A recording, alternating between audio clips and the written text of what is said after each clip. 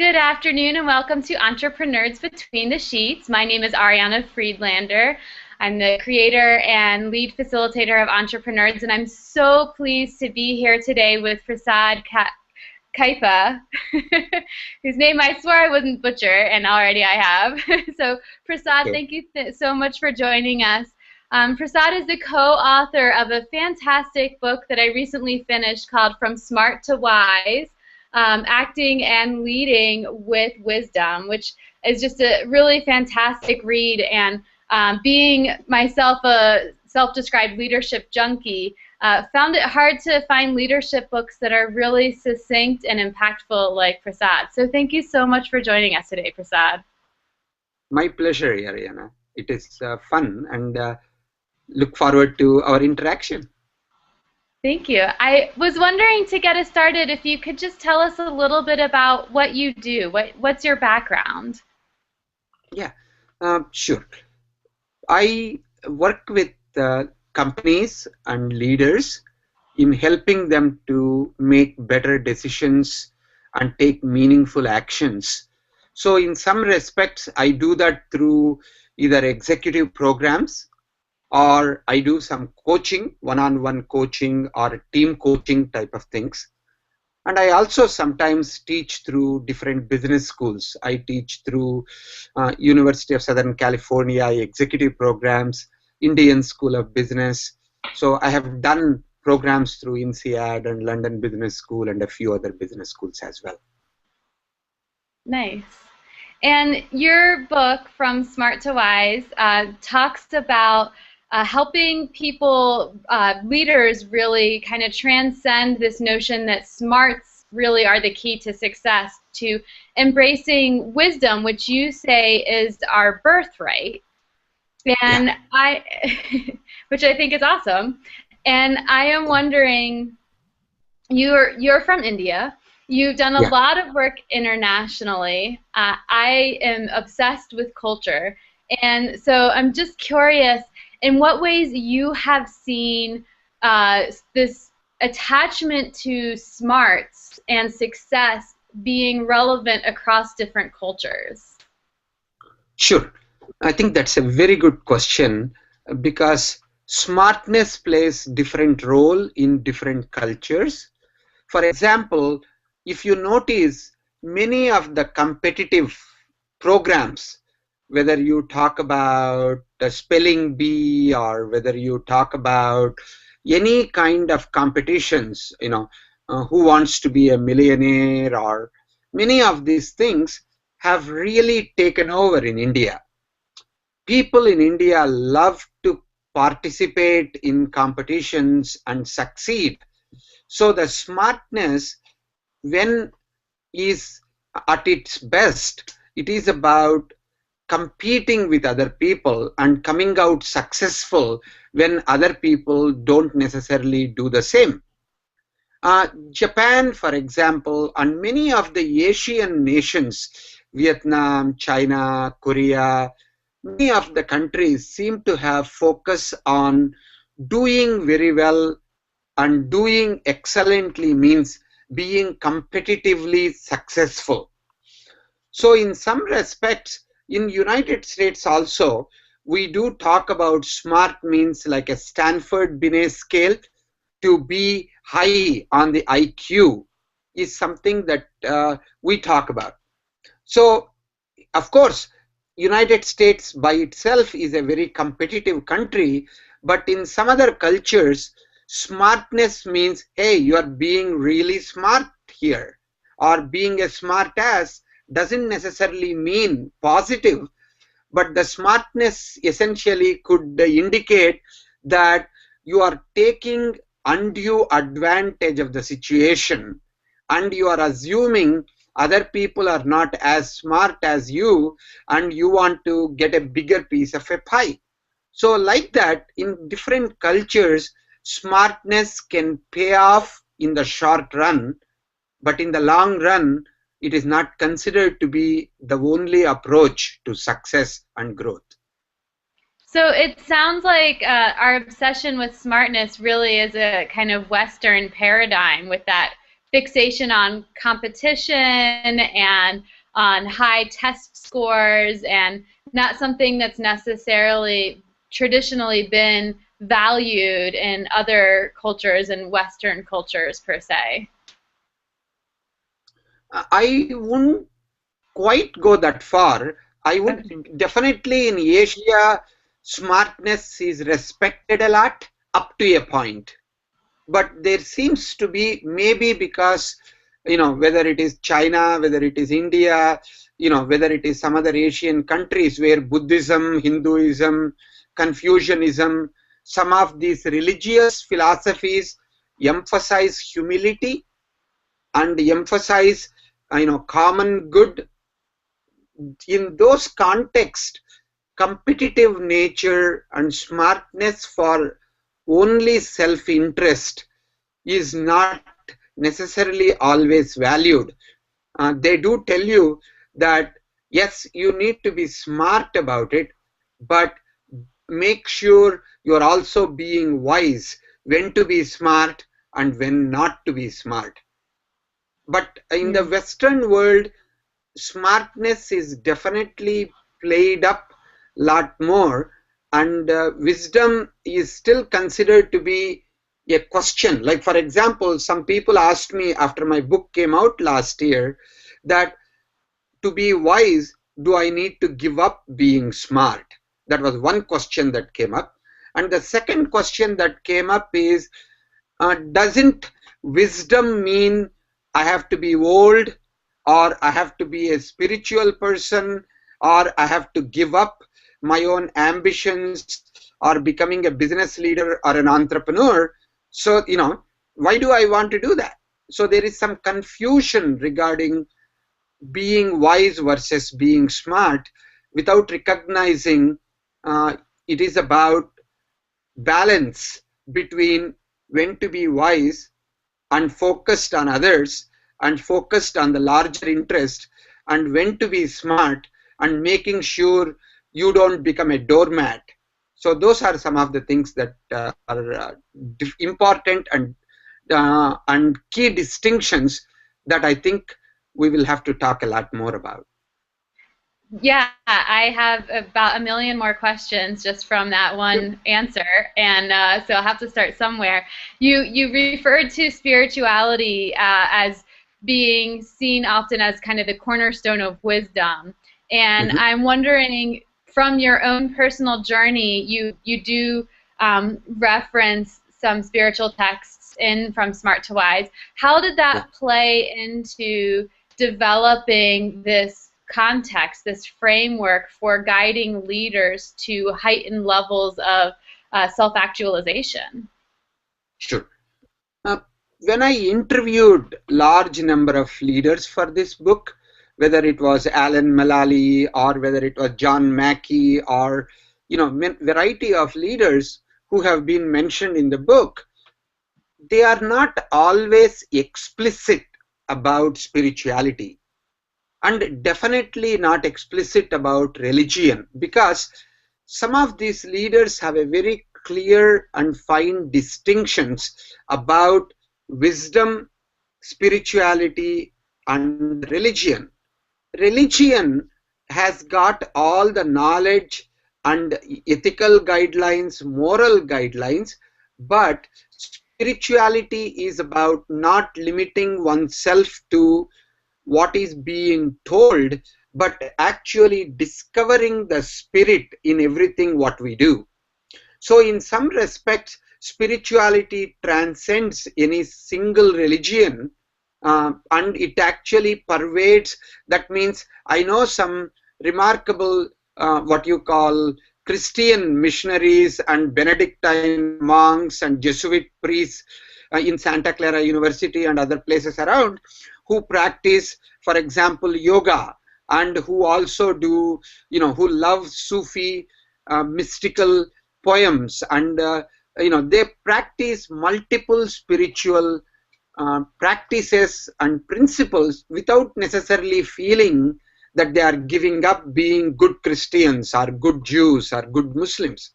So that is in some respects, I would say that is where the wisdom comes into picture. Practical wisdom is about using whatever roots, whether you are a scientist who does not explicitly acknowledge or connect with consciousness or divinity, or whether you are a spiritual person who have given up everything to become a teacher, it doesn't matter. But practicality is where sometimes the wisdom comes in at the level of transaction.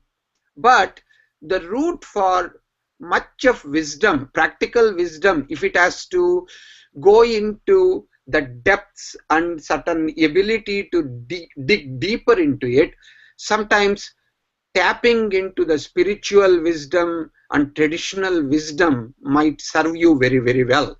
So in my book, I focused on the practical aspects of wisdom, but I also realized the empirical research that was done in University of Michigan gave me the framework, but I was very pleasantly surprised that this framework that came out of empirical research mapped very neatly with a spiritual framework in a Indian text called Bhagavad Gita.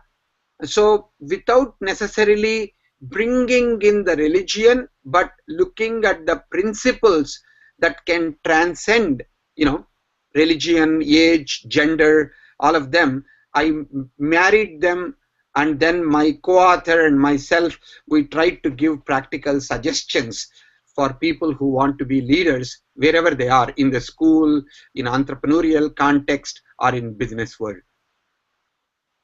A lot of what you're saying, obviously, it's a common theme throughout the book, but I really feel it present in that role clarity, the importance of role clarity as a leader, and that wisdom coming into play there, where your sense of identity transcends being a CEO, being an entrepreneur, being smart, and is really about serving then that noble purpose. And I see we have a question here about how smartness is something that is innate, and I don't know if I would personally agree with that, but that's a notion that's being shared here.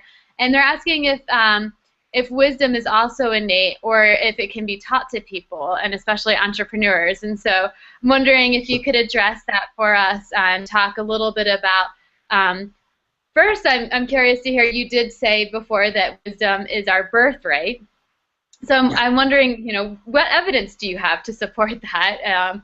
And then from that, how do we cultivate that wisdom from within? Sure. So let me start with the question, is wisdom innate? Is smartness innate? I do find that both of them have got roots in our genetic predisposition, but also it depends upon the family and the culture and the tradition in which we grow up with.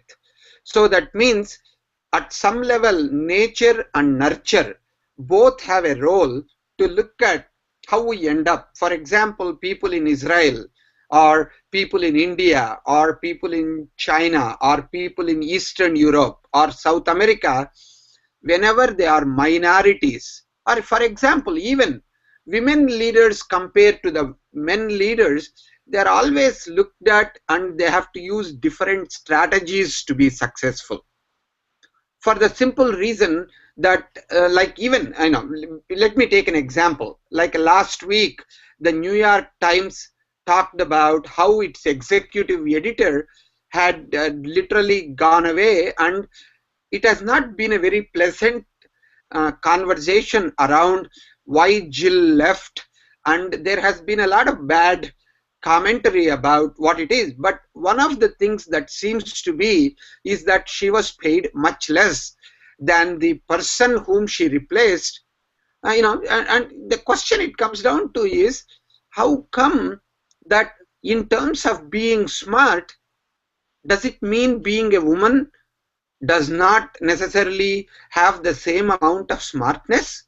Or you can ask the question, is the what you call publisher of New York Times, was that person being wise, offering a lower salary, or making the kind of accusations that this person has been talking about? So now there are ways in which everybody can be wise about something. Let me give a very practical example. Like, I have some group in a book club in Pune, as well as a book club in Boeing, who have read my book, were asking, how to practice this in their life. So I suggested to them, every day think about one action and ask yourself, is this action, can I take a smart approach to it? Can I take a wise approach to it? You don't even have to know very much what is wise and what is smart in that. Wise means something you don't regret later, or wise means other people succeed in addition to yourself. Wise also means that you are creating a context in which there is an opportunity for multiple people to succeed. Whereas smart means you are leveraging what is in it for you. Like, for example, as an entrepreneur, if you try to get a bigger piece of a pie when compared to your partner, or if you try to cheat your investors or your employees or your customers, and by you taking a bigger piece than you deserve, it doesn't pay off very well in a long run. So my sense is, by asking people to make either one decision, one action per day, take a wiser action or wiser decision for 1 month in a row, and see where you end up, whether there is a measurable way in which your behavior is being observed, whether it is paying off richly in your own organization. And many people have reported consciously thinking about smart versus wise did pay them off within a month. So as a result, I would say you can be wise. You may not become the wise man that you have in your mind, or a wise woman that you have in your grandparents or your best teachers, but you will definitely be wiser. And that is where probably we should look at. Can I be wiser than yesterday? And a year from now, can be a wiser leader, is what will bring you the buzz and the success as an entrepreneur, much more than you would imagine right at this time. I know I haven't addressed the question of why I say and what evidence is there for us to say wisdom is the birthright. For that, I would quickly say, I found out that children, or even, for example, there has been some research that was done with bonobo monkeys and other animals. We like to help, we like to give, we like to share in the beginning. But as we grow up, as we go through the lower grades of the school or the society, somehow we seem to begin to recognize that there is scarcity, so we try to hold back, or we try to not share, or we try to ascertain my right for it. So the moment you get into that kind of entitlement and scarcity mentality, that is when the wisdom goes out, and you try to be smart with the limited resources to see how much can I get. That also means if I'm getting it, that means you are getting less. This is how the smartness begins to play a role and takes us out of the innate wisdom that we come into the world with a lot more. That's a long answer, but I'll try to make it short next time. No, it's great, and it's interesting to hear your reply there. From what you're saying, it sounds like to a degree the place to start being a wise leader is to make a choice daily, to do something, make a wiser decision rather than the smart decision. And so I like that approach. It's kind of just doing little micro experiments. It doesn't have to be this really complicated process that one goes through to develop their inner wisdom. Definitely. I do believe a series of micro skills applied on a regular basis in a mindful basis can make us wise. Obviously, I have a framework of 6 capabilities I talk about in my book, like shifting your perspective from what is in it for me to what is in it for both of us, or that is what I call developing a noble purpose. And then you asked an important question earlier about role clarity.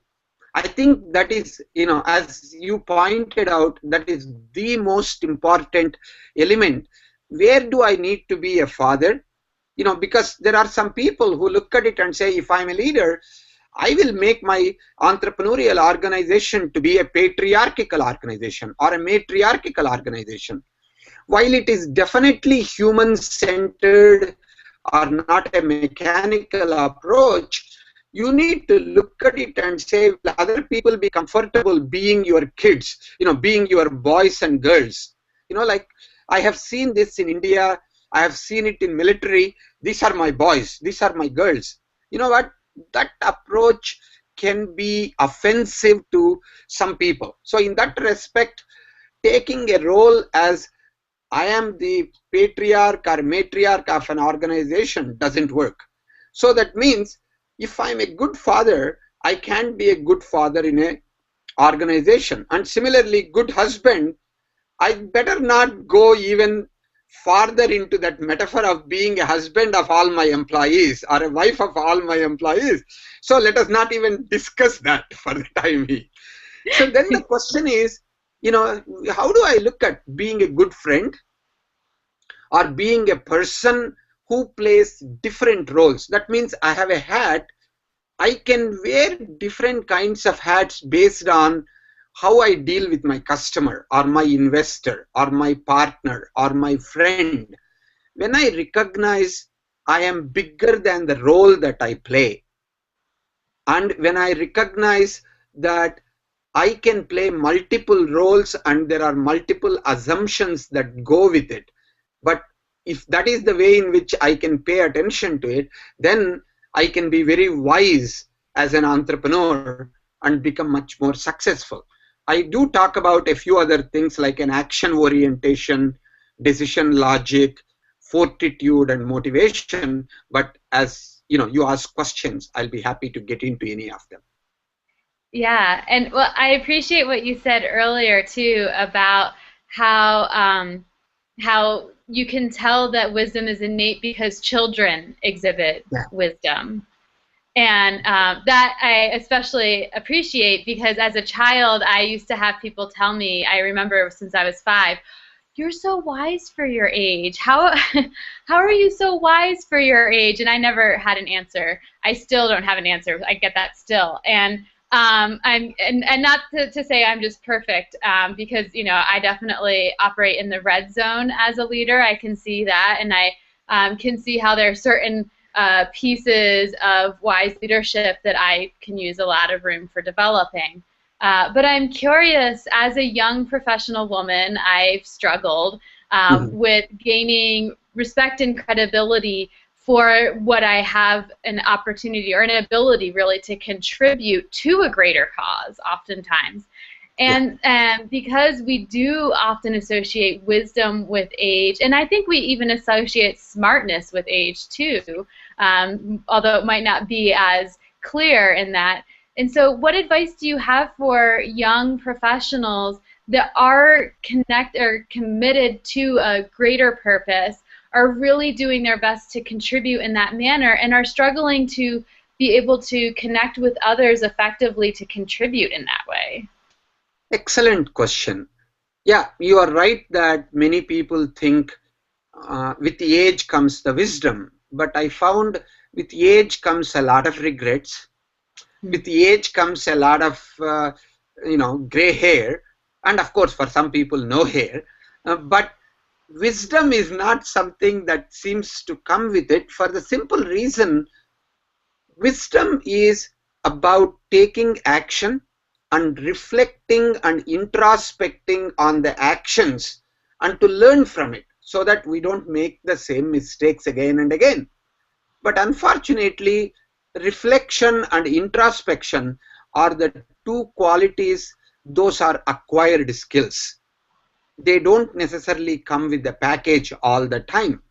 So we need to have an awareness, both the self-awareness and the contextual awareness. Second, we have to pay attention to not just the awareness, where is it that awareness telling us to take more steps towards, and what is that awareness telling us that we should stay away from. When we act on that attention and awareness, then we have something to reflect on. So I call this awareness, attention, action, and reflection cycle. And this cycle of being aware of something and paying attention to it when the time it comes to you, like being mindful of it when it is occurring rather than after the fact, will save us a lot of regrets. And third one is that allows us to take meaningful action instead of the checklist that we have prepared ahead of time. So those kinds of thoughtful approaches where we are able to reflect on what we have done doesn't have anything to do with age. Like, for example, let us take Mark Zuckerberg of Facebook. You know, he is not yet 30. You can call whether he is wise or smart depending on your persuasion and your interest in it. But for a person to create a tens of billions of dollars of value and to have created an organization where 1 billion people, 1/7 of the world population, is engaged with what he is doing, does not necessarily mean he is smart, but he tapped into the consciousness of large number of people. So he is wise. Or similarly, if you take Marissa Mayer of Yahoo, you know, who is being a mother, who brought, you know, the nursery right next to her office, instead of saying, I need to do something else, you know, she began to say, you know, in my role, there is time for me to go be a mother. I have a room next to my office where I have a maid and, you know, somebody who is taking care of my baby, and my baby is there, and once in a while I might be able to go be with the baby as it is needed. Maybe I can feed the baby. Maybe I can, you know, just spend 5 minutes to look at that person's face. I thought that was a wise decision of being able to recognize there is a mother's role, there is a CEO's role. I think there are lots of Larry Page, for example, or Sergey Brin, or, you know, like I see Service Space. I talk about them in the book also. You know, I went even last night to a gathering they have on Wednesdays, you know, where they bring in large number of people. The youngest person who was there was like 15 years old, and the oldest was like 86. And most of the people there are in their 20s, and many of them have done lots of mindfulness training, and they are busy trying to contribute and give more gifts and bring more smiles in the world than I have done in my 58 years of age. So I believe, as a matter of fact, younger generation, Gen X and Gen Y people of today are not only becoming wise, they are unwilling to wait till they become old to do something that makes a difference. Like, for example, both my children wanted to be my son wanted to be a high school teacher, or my daughter wanted to take up job that is related to environmental policy or educational policy. She says, I don't want to go take a traditional job and make money and go to do something for the world. I would like my job to integrate where I can contribute at the same time the job will sustain me. So I would say that there is a lot of wisdom in the young people today. We just need to find a way to mine it, and we just need to find a way to spread it. Well, thank you, Prasad. I appreciate that as a young person today. And I think it's just helpful to hear, too, for other young professionals to get that encouragement that that you are valued, and that, you know, to not kind of fall off the bandwagon completely and go in a bad direction just because of the challenges that you might face. Really integrating into a community, into a business, into a venture, because it can be very challenging at times, as especially we balance that ego component that I find comes into play despite our best. That is where the role clarity is needed, right? What's that? When the ego comes, that's when we have to have a role clarity, because you need to recognize, somebody put it quite nicely. A person who gave the lecture called the last lecture, in case you have not seen it or anybody else has not seen Randy Pouch, I highly recommend the last lecture, the book as well as the video. If you don't want to watch the 70-minute video, you can even get the Oprah version, 10 minutes, Randy Pouch last lecture. He says, the challenges are the brick wall that has been there, and how interested are you to break through those bricks to get to the other side. So that means if you are really serious, failures and challenges are there to transcend your own limitations and gain new skills so that you can achieve much more than what you could without having any of those challenges. So it's important to recognize that at a young age these days, yes, there are lots of challenges you have to face, probably a lot more than I faced when I was young. But at the same time, I believe with the purpose that is noble, and by having an attitude of enlightened self-interest, these days you can go a lot farther together. And I do not encourage you to give up at any time. Let go sometimes if necessary, but at the same time keep moving forward, because world can offer a lot and you can offer a lot to the world. Never ever let go of the hope. Thanks, Prasad. And it's been great to hear so far a little bit about your research and the other leaders that you've studied, and to get your encouragement as well. And I'd love to hear a little bit about the challenges and lessons learned that you have had on your own journey to become a wise leader. Can you share any experiences or stories that really can exemplify the process that you've been going through? Sure. First thing I found out is, even though I have done 20 years plus research on this wise leadership, and I found out that my co-author, another young person, has made a significant contribution to this book. Without him, this book wouldn't have been the way in which it came out. So I found out that he said to me, I don't know anything about wise leadership, but if you can teach me to become a wise leader, I will help you to write this book in a way that it works. So in some respects, I tried to teach him what I could. So he became like the first reader and the first critique.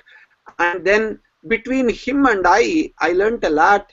So first thing I realized was the wisdom came by creating a partnership with somebody. Instead of saying, I am the expert, you don't know anything, how could you be my co-author? So first I realized wisdom does not have anything to do with knowledge. It has to do with the discernment and the ability to let go and to develop the beginner's mind instead of the always having an expert mind.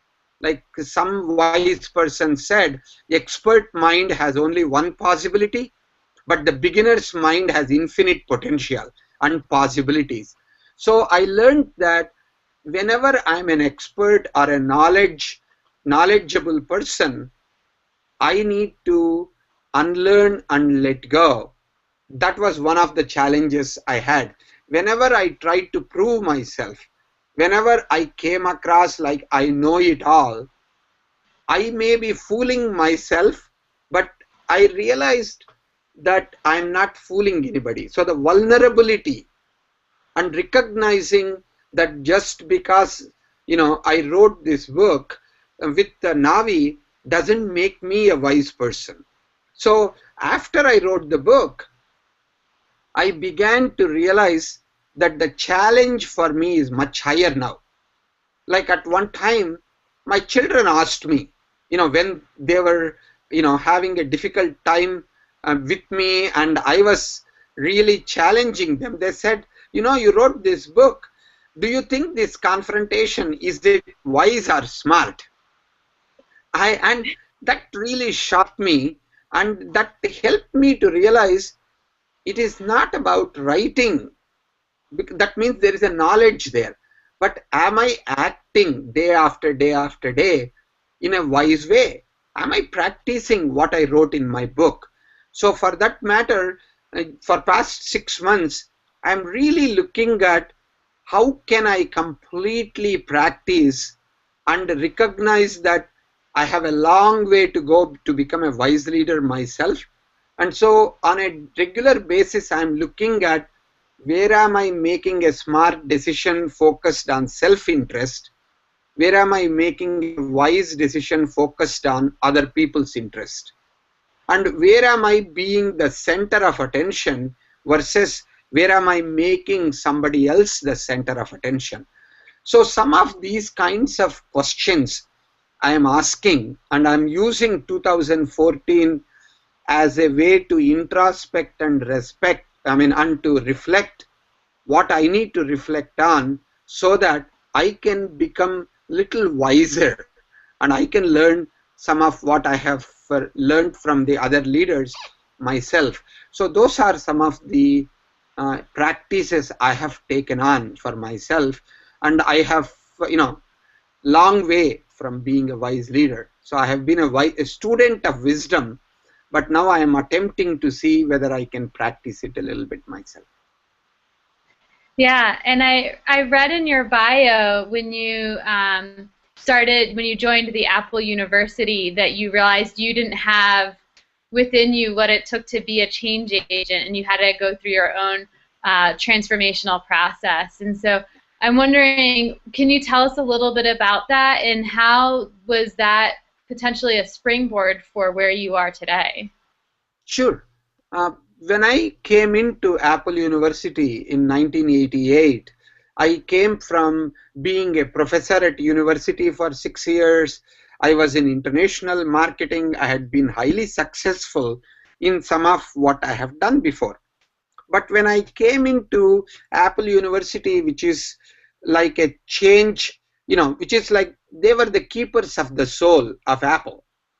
But I didn't know diddly squat about focusing on the process. Like when I came up with certain approaches to what they wanted me to do, I said, this is what we can do. This is where we need to go. These are the steps. Then they said, all that is good, but we need to wait 6 months before we implement it. I said, why? They said, this is not the right time. In the product development and product release cycle, they are at a wrong time for introducing some of these.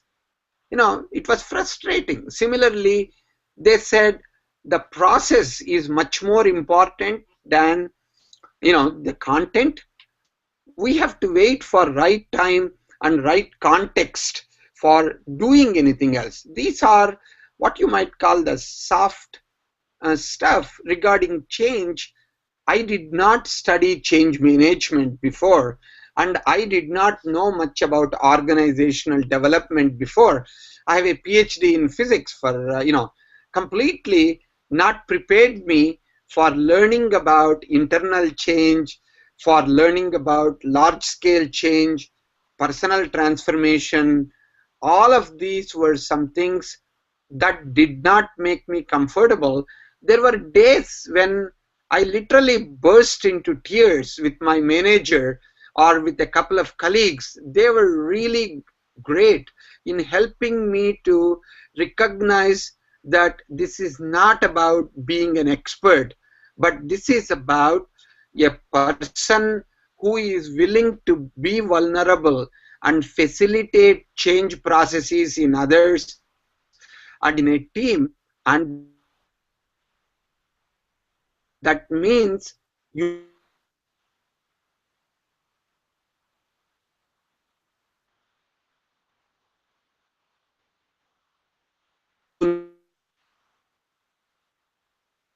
know the principles of learning, but your change has been a big change for me, and it is continuing to evolve, and I'm continuing to learn to be a change agent.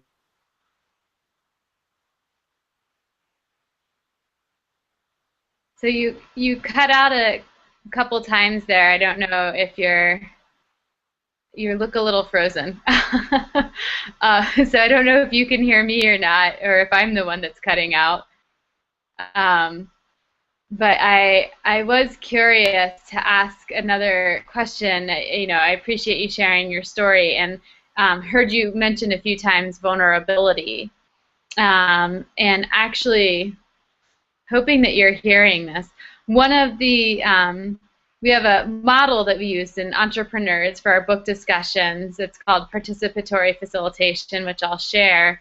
And one of the practices in that model is vulnerability. And the notion of this model is it's a way to co-create an atmosphere where people can contribute and effectively. And so I'm wondering if you could share a little bit about your experience developing vulnerability and the role vulnerability plays in wise leadership. Sure. Can you hear me? I can, yeah. Okay, good.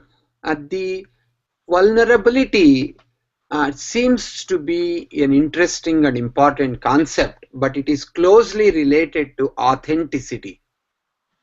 For example, vulnerability is about not being perfect, not being complete, not having arrived, and learning to recognize that whether I am a manager, whether I am an entrepreneur, whether I am a mom, to say, I don't know, and to be able to say, I need help, and would you walk this path with me? And, can you help me?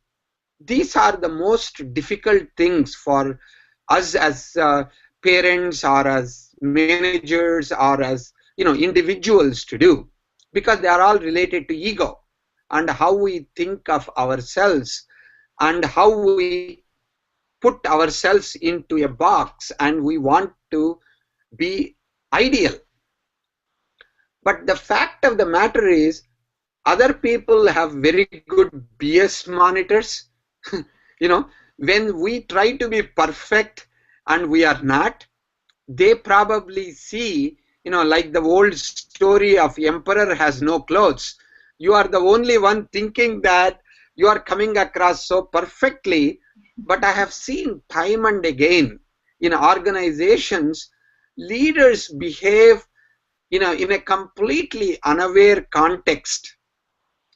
But when they begin to recognize and say, like, let me give an example.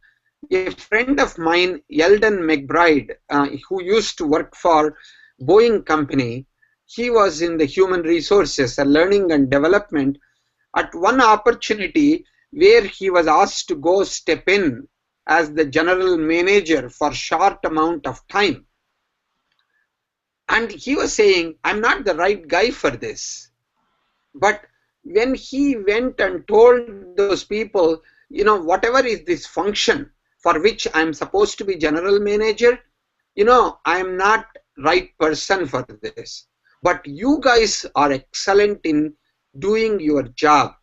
Can you help me to know what you are doing in such a way that I become a liaison between you and the senior management, so that I may not know what I need to do, but I trust that you will do the best job, but let me run the interference for you.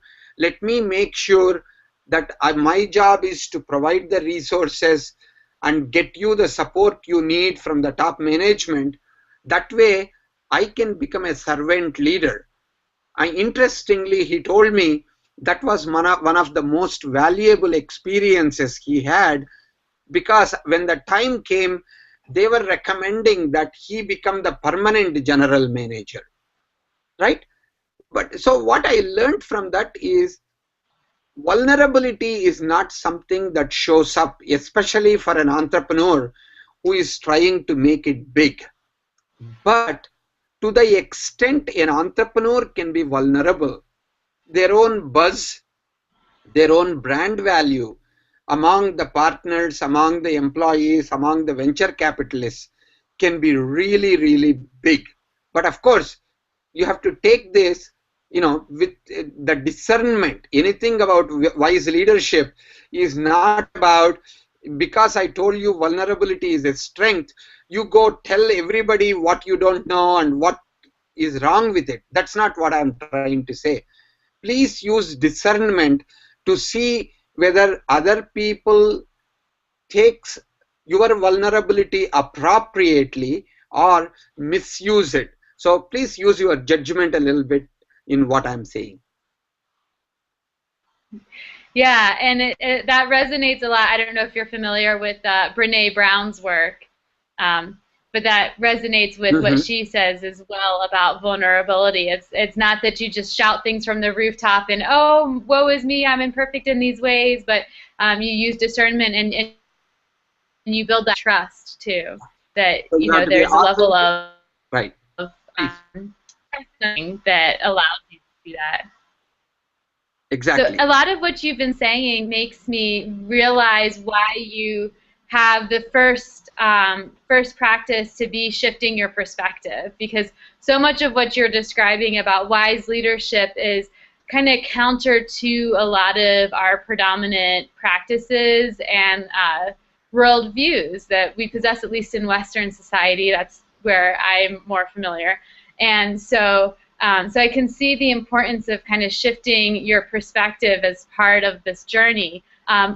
We got a question here about smart being, it being this either or thing of smart as opposed to wise, and wouldn't it be a great goal to find places where a decision is both? And so I'm wondering if you could talk a little bit about how do we shift our perspective so that we're not just so fixated on the wise that we eliminate the smart, or we don't kind of bring that into play appropriately, and we get beyond polarity, thinking of this either or equation too. Definitely. I do believe smartness is the foundation on which the wisdom can be built. So I am not saying smart is opposed to wise. Like, just to give you a humorous anecdote about this, when we were, Navi and I were talking to the publisher and the editor about the title, we wanted to say smart and wise. That is when the editor told us it will be neither smart nor wise if you put that smart and wise. By creating smart to wise, she said, you are, number one, creating a next step to smartness. For many smart people, you are showing that the smartness is not the peak, but there is, something more to achieve, and you are creating a pathway to wisdom. So just like going from good to great, Jim Collins talked about, from smart to wise is a pathway where smartness is your base and wisdom is what you are reaching out. So it is not about giving up your smartness, but it is about using discernment when to be smart about things, but when to reflect and introspect and when to focus on the wisdom and authenticity, vulnerability, enlightened self-interest, role clarity. So it is about shifting the perspective from scarcity mentality to abundance mentality. Especially as an entrepreneur, you have to recognize that if you get into trouble when you start your companies with your partner regarding how much share of the company you have, how much is it your other person is having, in the beginning, you will get to a place you will never take company anywhere else. Instead, if you can look at it, in the Silicon Valley, we use a metaphor. They say any entrepreneurial startup in the beginning starts out like a grape. So even if you have a 90% of a grape, it doesn't mean anything, but you need to have a wisdom to turn that grape into a size of an orange or even the size of a watermelon. By the time the company becomes the size of a watermelon, even if you have a 5% slice, it will be hundreds of times larger than the grape would have been. So to make your entrepreneurial startup to become a big business, you have to recognize it is more about shifting the perspective from what I have right now to what I can make with your help tomorrow, next year, and next year. That is where the rubber meets the road in the entrepreneurial space. So it is about reframing focus on the past to creating the vision of the future and staying with that vision with others to make it happen. That's where actually the magic of wisdom comes into picture. Thanks. And I appreciate what you're saying about kind of shifting the focus from what I have now to what I'm creating and going into more co-creational process as an entrepreneur. I feel like so much of what we're talking about is kind of dancing around a little bit of how entrepreneurs need to change perspective and practices to succeed today, from very me-centered to more kind of a we orientation, from what am I going to get out of it to how am I going to help the collective whole. And I know that one of the challenges I've faced as an entrepreneur playing in this different way of operating is finding those good partners to engage in collaboration and co-creation with. And that sometimes we can jump too quickly into a partnership with someone because there's this spark that makes it seem like we align, that we share a similar vision, or that we have similar interests and needs. But then something happens where one of our needs becomes more important than the other one's needs. And that was a situation that actually happened to me not that long ago, where it was just, kind of became this issue of competing needs, and then everything just kind of fell apart. It was just, there was nothing there to even salvage anymore. And so it made me abundantly aware of, when engaging in co-creation with others, when engaging in collaboration with others as an entrepreneur and as a business owner, how do I evaluate those opportunities so that they are win-win, so that we are maintaining a mutual best interest, and not just kind of jumping in head first because of the excitement, only to realize that there isn't a foundation there to help us thrive when a challenge does arise. Excellent question. What I would say is, you can use the 6 capabilities we talk about in the book as a project management framework for doing what you are asking to be done. What I mean by that is, start by asking, how do we reframe the opportunity that we have together as something that can create a lot of value for the customer, not just for us. So first is, what is the larger purpose that our product or our service can provide, that is something that innately the customers want? innately that is something that is missing that I can provide. That's the first step. Second, find partners who have similar values but different skill set.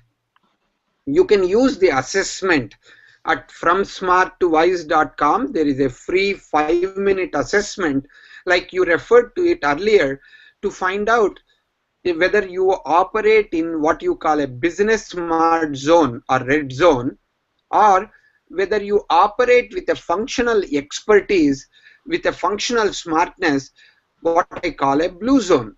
Obviously, when you are a starter of a company, you need to be able to see how to connect the dots. But once you start the company, once you start the product, you need to have the depth to deliver that quality, what you have promised to the customer.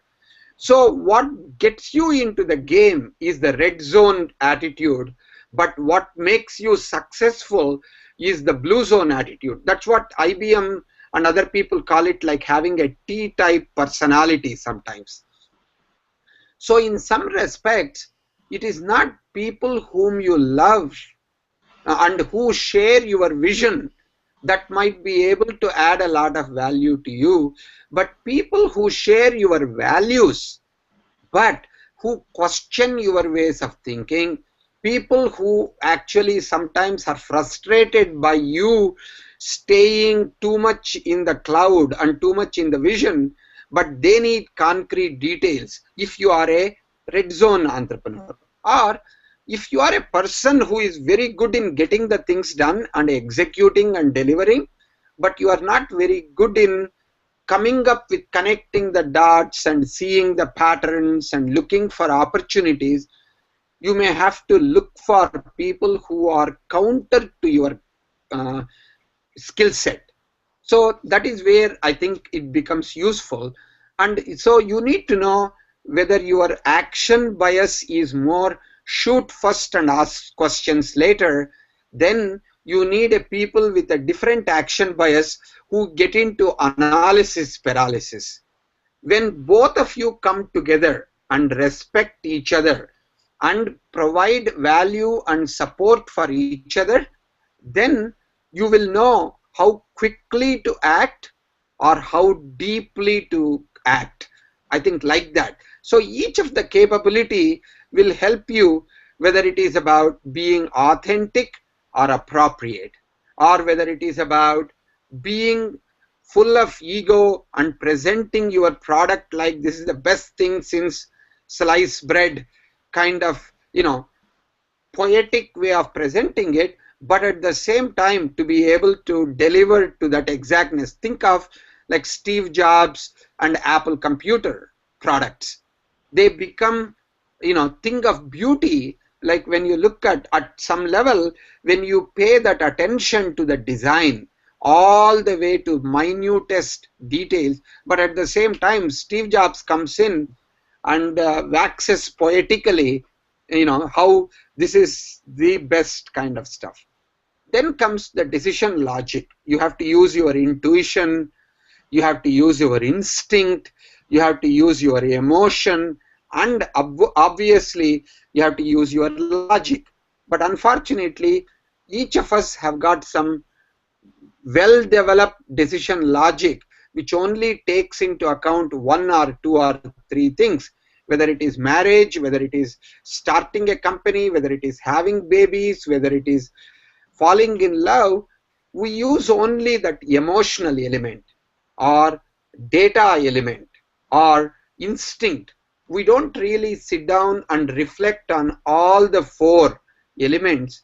So by using like this, similarly, when to let go and when to hold on, that is what I call flexible fortitude.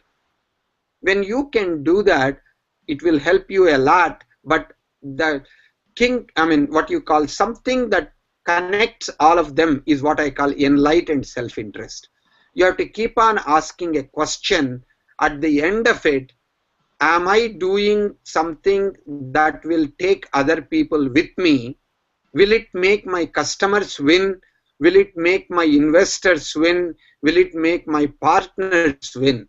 That's the only way you will become not only an entrepreneur this time, but you will gain team so that you can be a serial entrepreneur and find success in providing multiple entrepreneurial opportunities.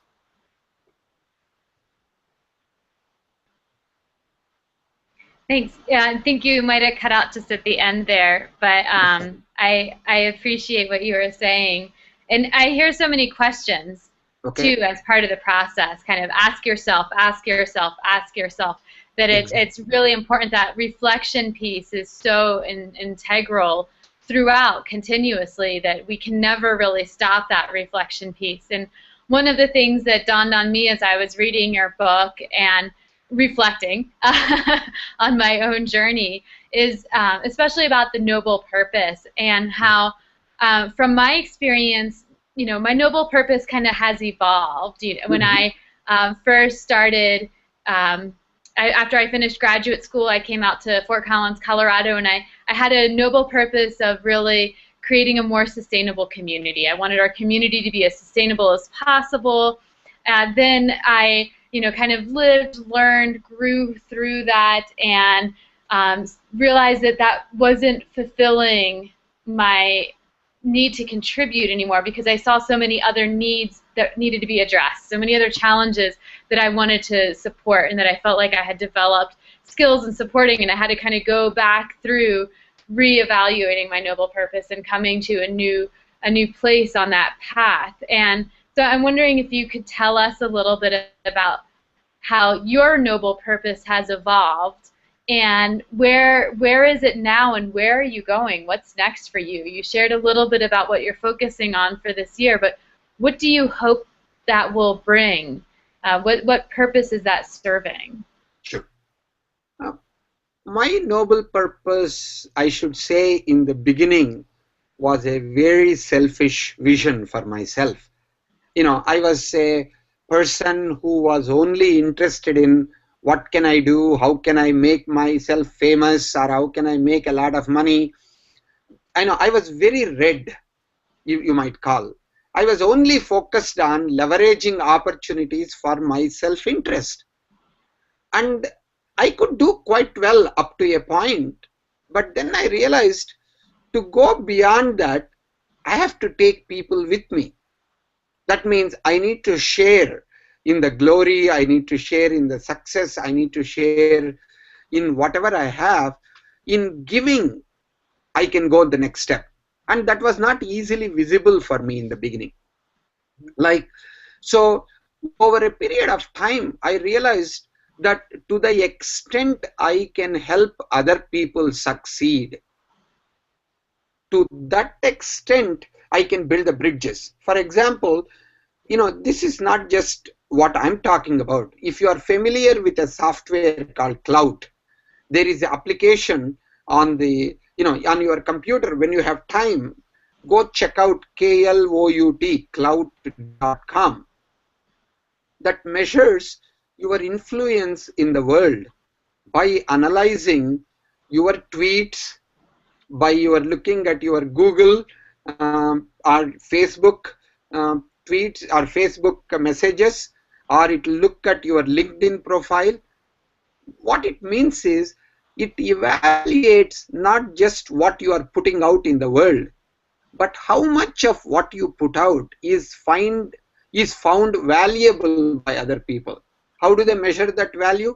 How many of other people who are looking at what you put out send it to their followers, send it to their network? What is it that they consider you said that is meaningful to them? That means the top-down model of teacher, authority, parent telling, you better listen to me because I know what is good for you, is no longer appropriate. So I'm learning the noble purpose is not about my being a good father. As a matter of fact, being a good father, sometimes I found, is being a good listener. Not necessarily telling my kids what to do, or this is how I did it, you better follow that recipe.